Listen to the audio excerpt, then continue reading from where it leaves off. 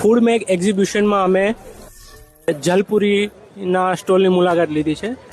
તો આવો જોઈએ ત્યાં કઈ કઈ પ્રોડક્ટ મળે છે.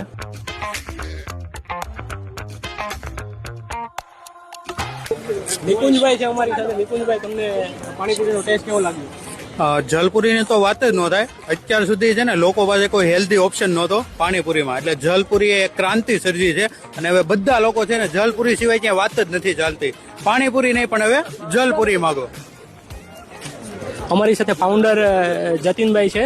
તો જતીનભાઈને આપણે પૂછીએ એમની પાસે કઈ કઈ આઈટમ છે. જતીનભાઈ, તમારી પાસે જલપુરીમાં કઈ કઈ આઈટમ્સ અવેલેબલ છે?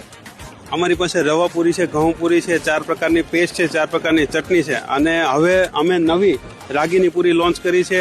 અને સાથે સાથે બટેકાનો મસાલો, ચણા અને વટાણા એ પણ લોન્ચ કરેલા છે, જેની શેલ્ફ લાઈફ 1 વર્ષ છે.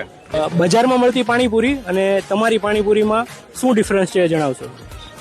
બજારમાં મળતી પાણીપુરી અને અમારામાં જમીન આસમાનનો ફરક છે, કારણ કે અમારી ફૂલી ઓટોમેટિક મશીનથી બનતી હોય છે. અમારી જલપુરીની અંદર મેંદો આવતો નથી અને એકદમ હાઇજેનિક રીતે બનાવવામાં આવે છે.